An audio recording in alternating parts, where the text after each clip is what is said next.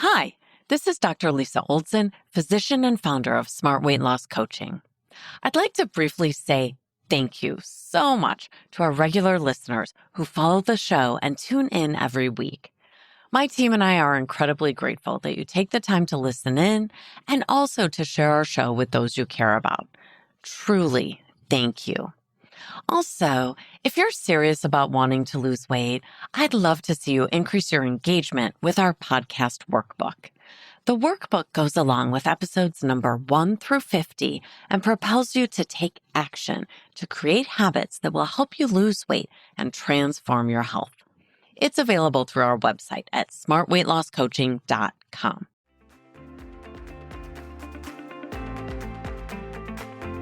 Welcome to the Smart Weight Loss Coaching Podcast.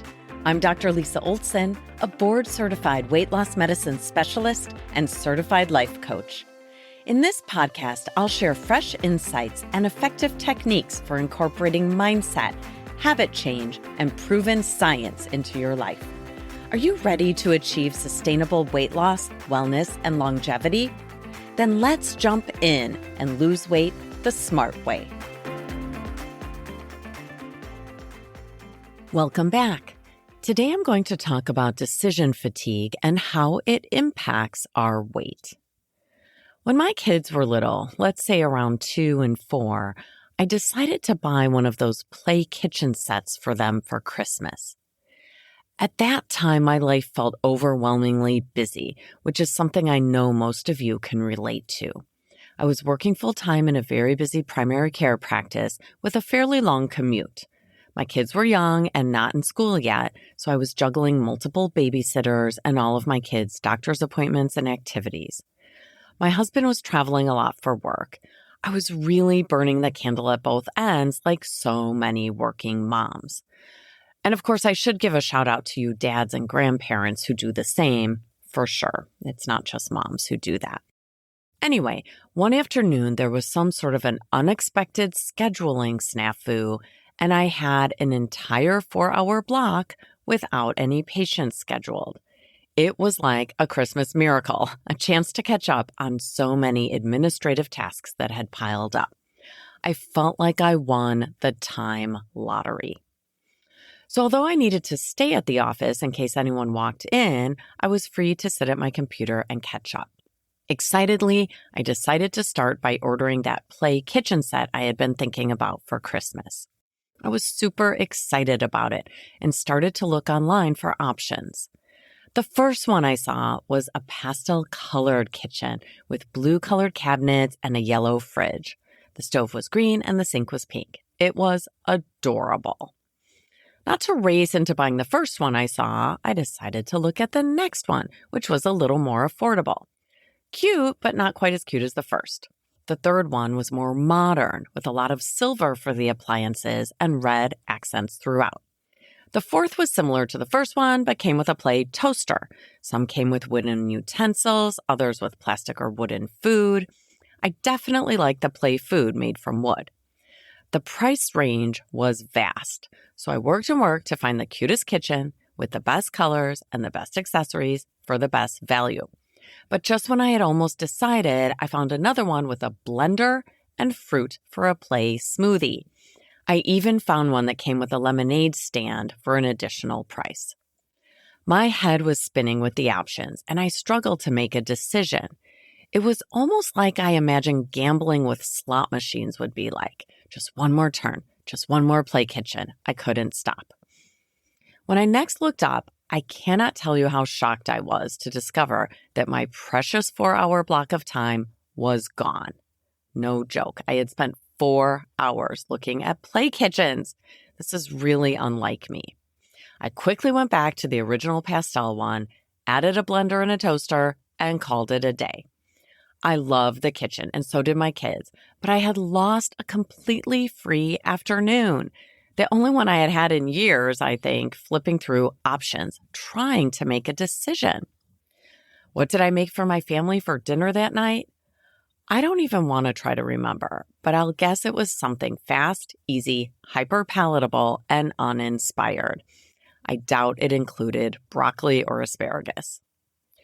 So what happened to my brain that day? It's called decision fatigue. I had been making decisions all day long, actually day after day, in my role as a doctor, a mother, in the running of my home, in the organization of babysitters, activities, picking out gifts when my kids were invited to a birthday party.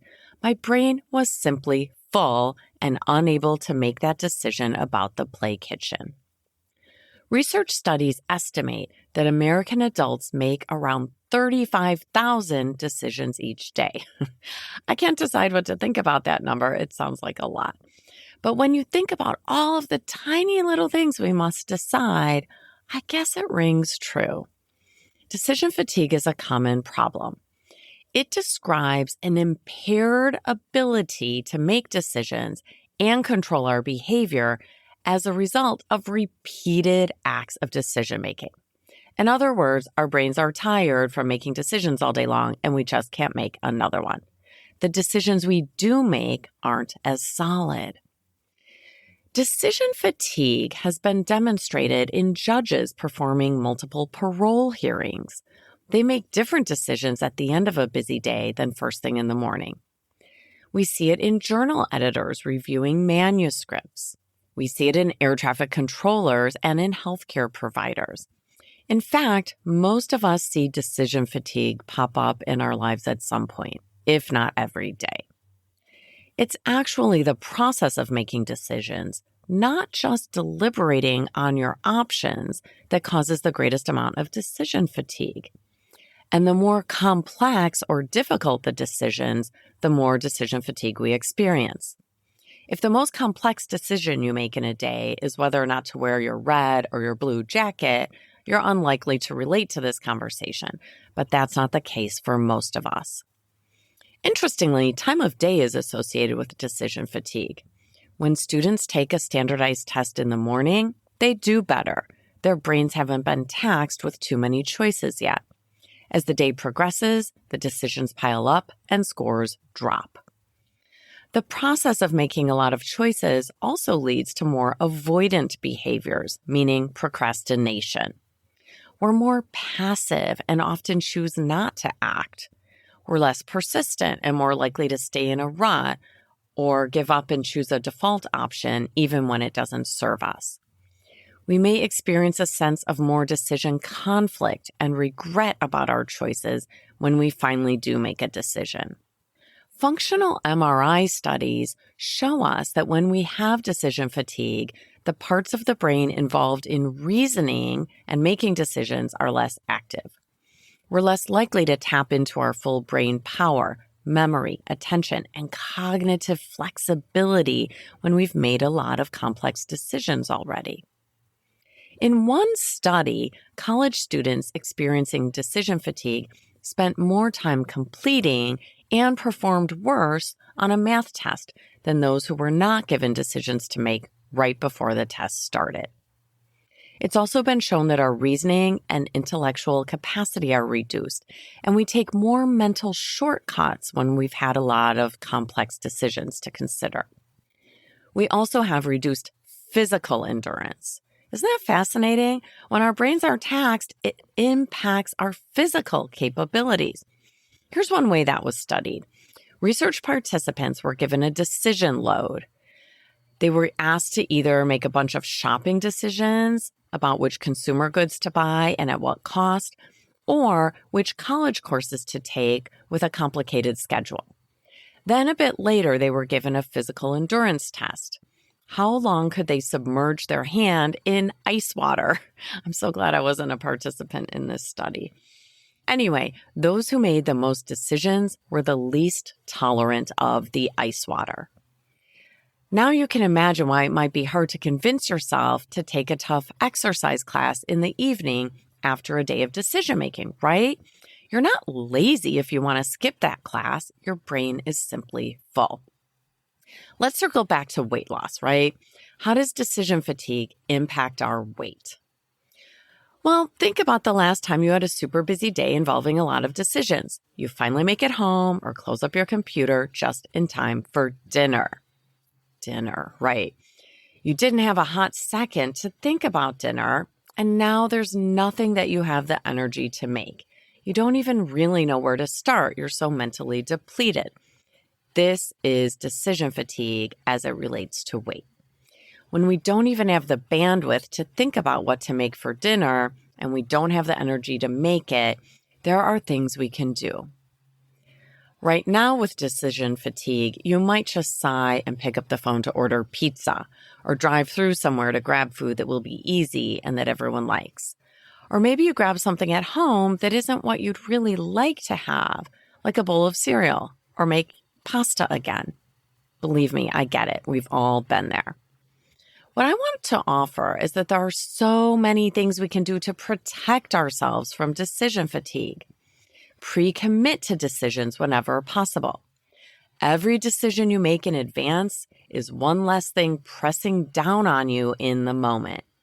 And when you can do anything on repeat, you remove the need to make any decision at all.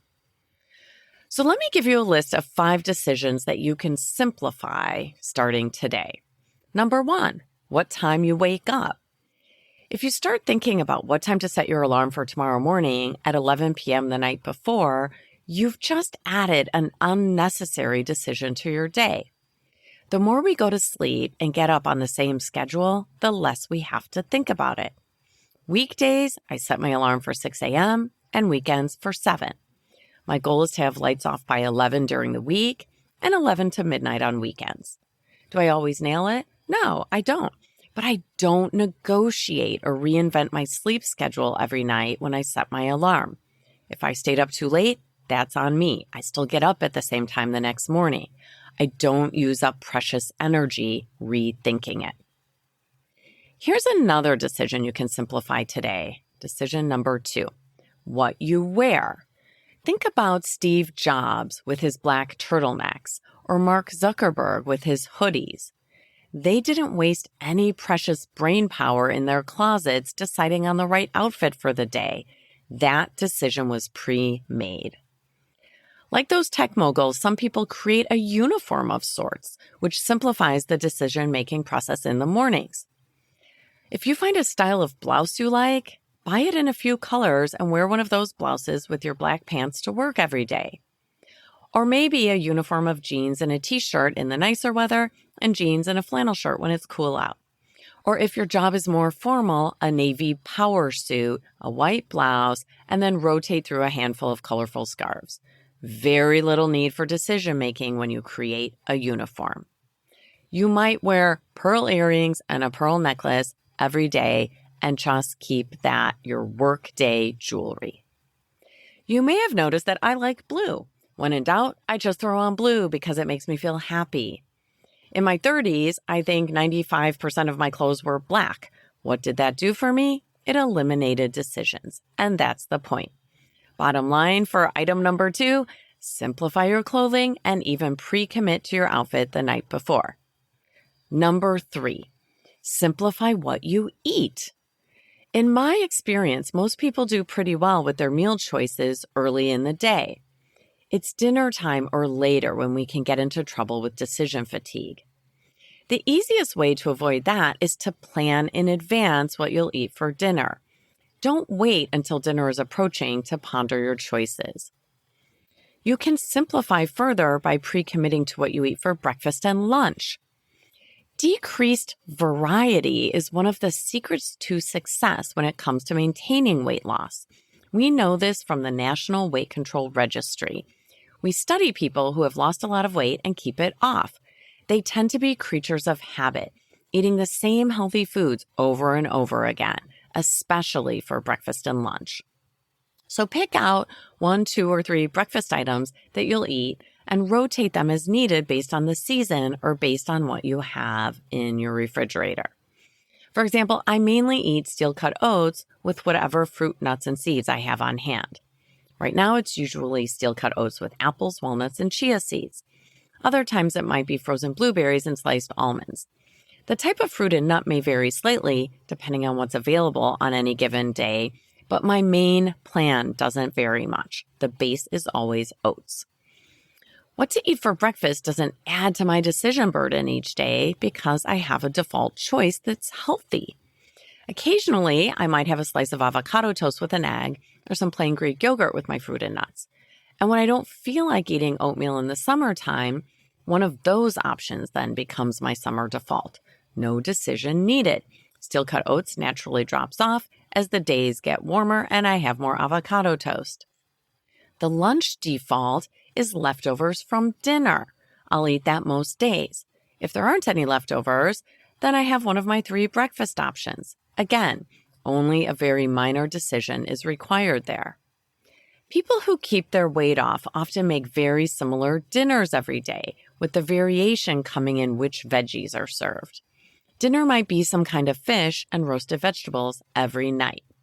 Will you get sick of that night after night? Sure, but you can rotate the type of fish and type of veggies. Eventually, even that system will get boring. Just ask my husband. When we were first dating, I made fish and vegetables for him almost every night, along with his favorite boiled potatoes. I did this for years. One day he said, "Enough." And then we took a break from that routine and added a few other things to our dinner rotation. Currently, we eat a poke bowl about 3 out of every 4 weekends as our dinner option. We make brown rice with sushi seasoning, and my bowl has salmon, chopped scallions, cucumbers, red cabbage, pickled ginger, and some edamame. I top it with a bit of wasabi paste mixed with soy sauce. It's so easy and delicious. What I like about poke is that each person gets to decide what goes into their bowl from a list of options set out on the table. I don't have to decide what's right for my kids or for the adults. We just each assemble our own. We use this when we have guests over too. It's really a crowd pleaser. When the weekend comes around, there's no decision to be made. The choice is obvious. Instead of what should we eat for dinner, the question is, are we making poke bowls Friday night, Saturday night, or Sunday night? That's how we reduce the effort that goes into the weekend dinner decisions. Our other weekend dinner default is what we call German dinner. My husband is from Germany, and so he and my half-German children love nothing more than a meal of dense whole grain bread, salami, and cheese. What do I eat? Usually not that, although I could. I typically opt for leftovers if we have them. If not, I'll pull out some raw carrots for my veggie, and I'll eat some creamy artisan cheese on seed crackers. Easy, no decision needed. Bottom line, simplify your food and pre-commit to your meals in advance so you don't have to make a decision right on the spot. One more hint for dinner.